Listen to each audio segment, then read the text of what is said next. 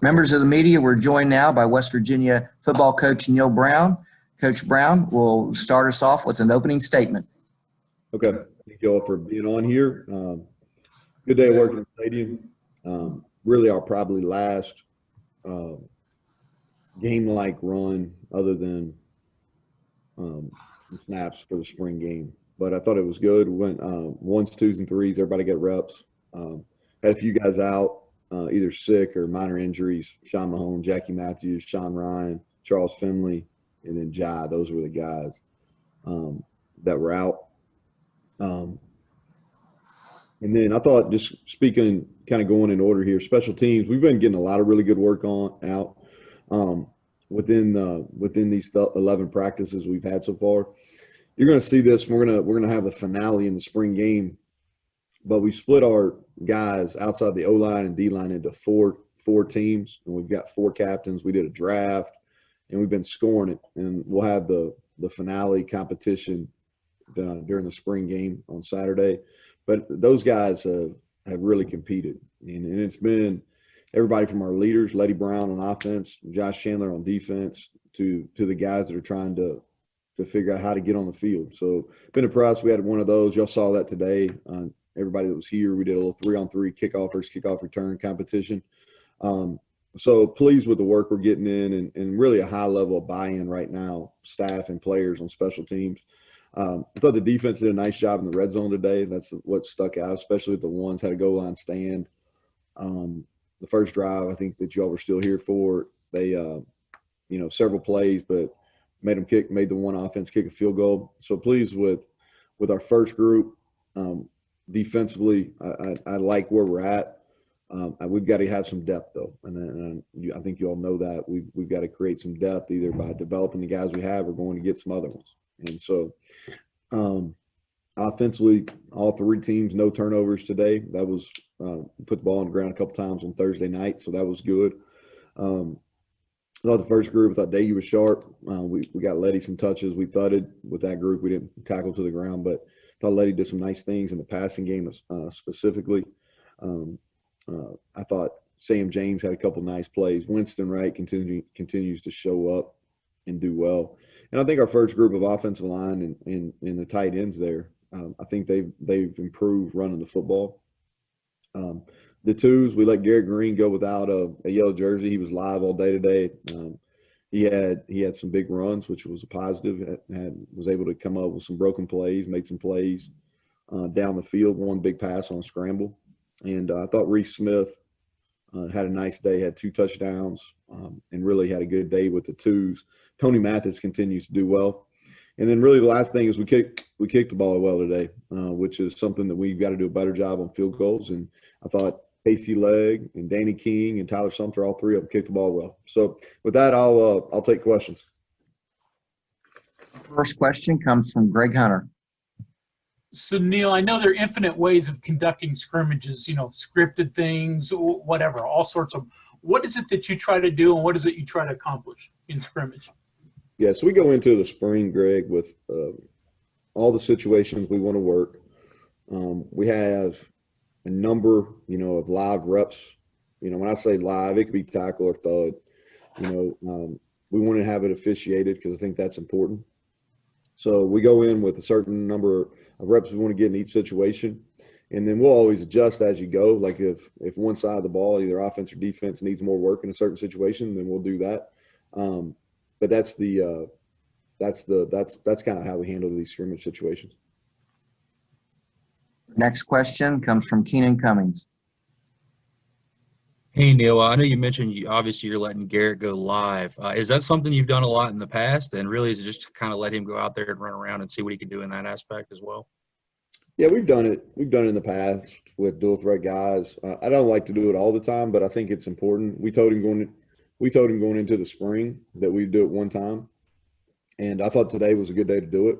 And he needs to do it. I think it's important for his confidence. Some of his some of the best things he does is when the pocket breaks down, he's able to make plays. And sometimes we whistle those before maybe they develop.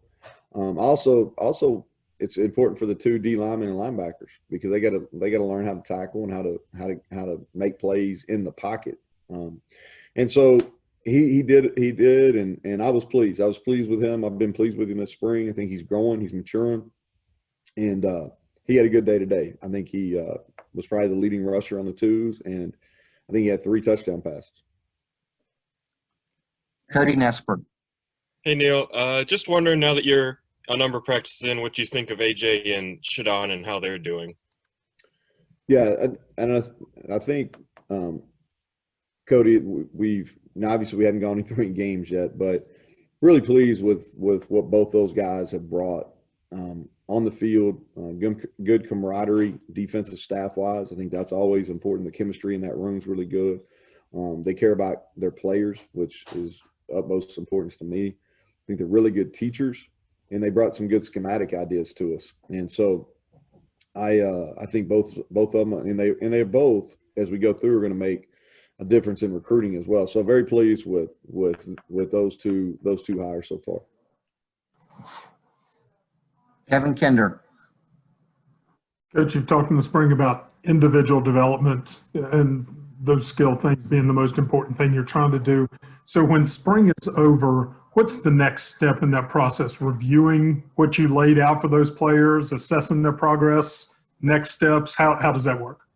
Yeah, so what we'll do is we have a scouting department here that Matt Jansen leads, and he'll do an independent kind of evaluation on everybody that's within our, within anybody that may play, on offense, defense, or special teams.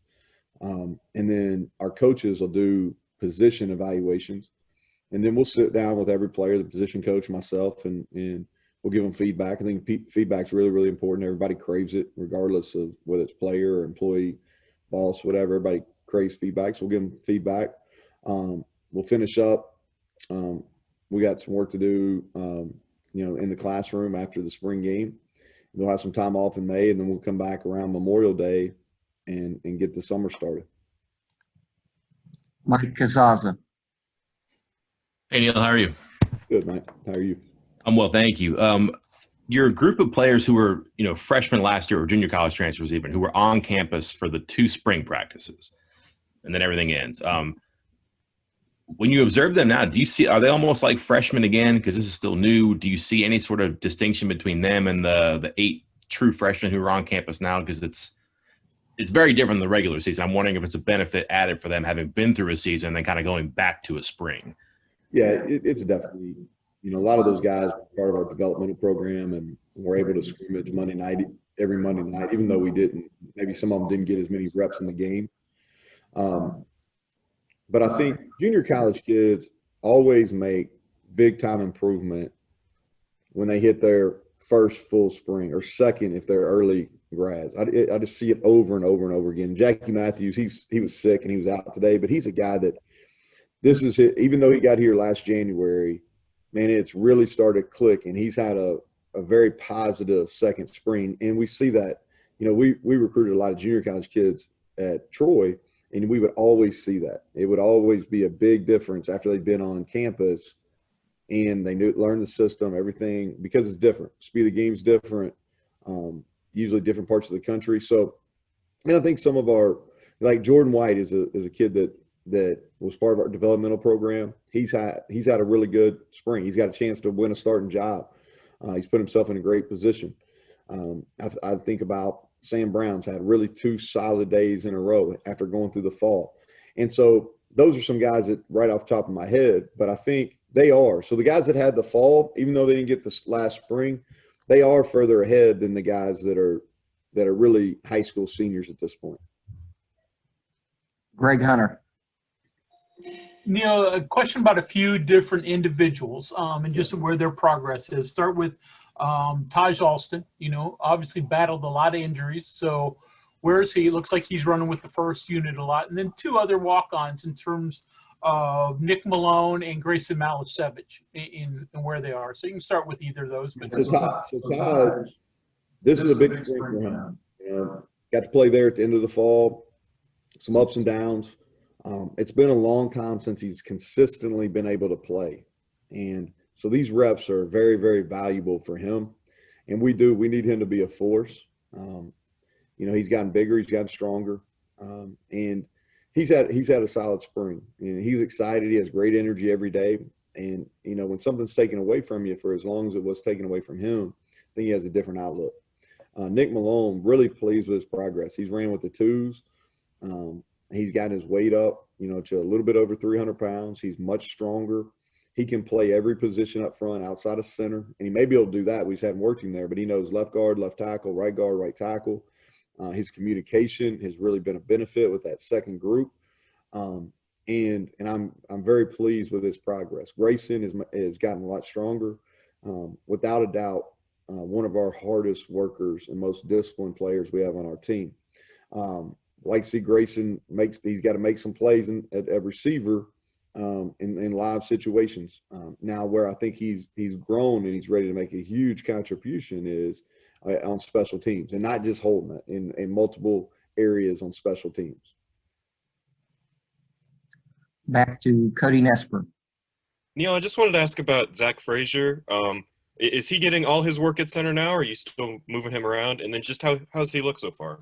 Yeah, we're getting predominant his I would say majority, I don't know percentage, but majority at center. We still get him a little bit of guard work. We'll play Gamitter at center some with the ones just to get him some work. Jordan White's capable of playing center as well. But we're getting most of his work at center. And I really like his progress there. I think he's got a chance to be a special player. He's strong, really understands the game, studies it. He's the quarterback up front without question. Have high expectations for him at that position, and pretty fired up about it. Greg Hunter. Another player we're going to talk to here soon is Josh Chandler-Samito. So again, been a guy who's played a lot of football for you. Leadership-wise, dual position-wise, what are your thoughts on Josh? I think Josh is really maturing this semester, growing into a leadership role, figuring out what it means to be a leader and what it means to set the standard every single day. I think vocally he's grown. His communication skills. He's capable of playing both the Mike and the Will. We've got most of his work at Mike. And he's leaner. He's faster. I think he's picking up right where he left off in the bowl game. Bowl game, Tony didn't play, and he stepped in and was a leader over there and ended up being the bowl MVP. And I think that gave him a lot of confidence, and it's carried over in this semester. And you'll have a chance to talk to him. I really do. I think that his confidence is at all-time high, and I think he's doing a good job with our younger players as well. Keenan Cummings. Neal, you said one of the emphasis for Daggy coming into this spring was moving in the pocket, his ability to extend plays, improve. How has he developed there, and have you seen what you've wanted to see out of him? Yeah, he really has. He had one bad period on Thursday night in some of our situational work, but other than that, he's really done a nice job. He's one of our most improved players, which is a positive for him. And it's really about just buying some time. Like today, we had a little fourth and short play that we ran a naked on, and he did a really good job just buying about a second extra time by backing up and getting the ball off for a first down. He did it on Thursday night. He had a great play where he just kind of moved to the right and found a guy, and it was a big third down completion. And that's what we're talking about. For the untrained eye, I'm not sure that the person that's just watching as a fan, I'm not sure they noticed that. But those little minute things, will make a difference for him. But he had a nice day today, really efficient day. Our final question of today's session with Coach Brown comes from Ryan Pritt.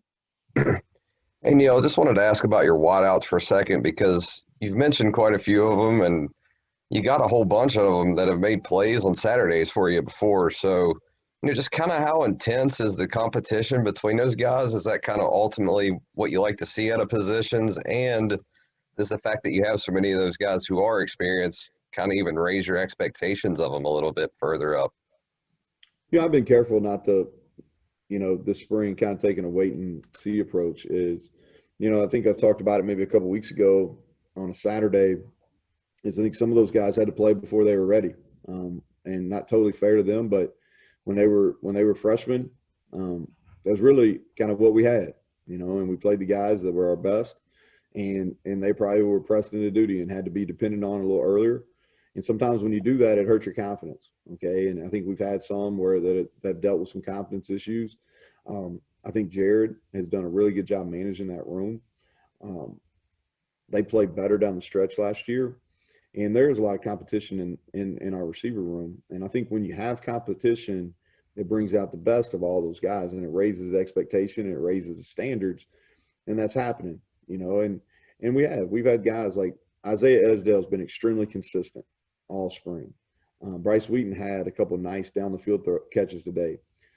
Sam James last Saturday and this Saturday had a couple really good catch and run where he caught it and broke tackles and got vertical and was able to use his speed. Winston Wright has made the most plays out of any of them this spring. Sam Brown has come on after having a little bit of a turn, or I can't remember if he had hamstring or ankle, but anyway, he's came back last week and he's showing some signs. He caught some big balls today. Reese Smith had a great day. He had 2 touchdowns, and so there is a lot of competition. Caden Prather is going to be a big time player here. And so there's a lot of competition. I think that their confidence is growing. The quarterback's confidence is growing in them. And my expectation is they're going to play at a higher level. But like I said, they've got to go out and do it in games. One last question from Mike Kazaza. Okay. Actually, I didn't know. My bad. My hand was up. Actually, I'll just follow up if you don't mind. Esdale was a guy I did want to ask about, just kind of a veteran who's been here but hasn't been able to get on the field and stay on the field a bunch. Just, I don't know, do you know what you have with him, or what's your evaluation of him so far besides being consistent? Yeah, so this has been really since I've been here, this has been, and I don't want to jinx him, but he's had the most consecutive practices in a row. He's battled some little minor injuries, in fall camp last couple of years. He's came on at the end of both years. If you look at it, he's really came on, toward the end of 19 and the end of 20. He's a really smart football player. His demeanor is the moment's not too big for him. He really doesn't care who he's playing against, where he's playing. He stays real even keeled, which some you don't see out of that, out of receivers, as often as you do some other positions. And this spring he's been out there, and he's probably has the best hands. I always give him a hard time. He's got the best hands other than me on the team. But he catches the ball really, really well. He's been a consistent ball catcher the entire 2+ years that we've been here. And he's going into his last year, and I think he is ready to take the next step. He had a great offseason. He's strong. He's the strongest in that room as well. And so, I think that he's putting himself in a position, both mentally knowing all 4 spots and physically making plays where he'll be out there in the mix this fall.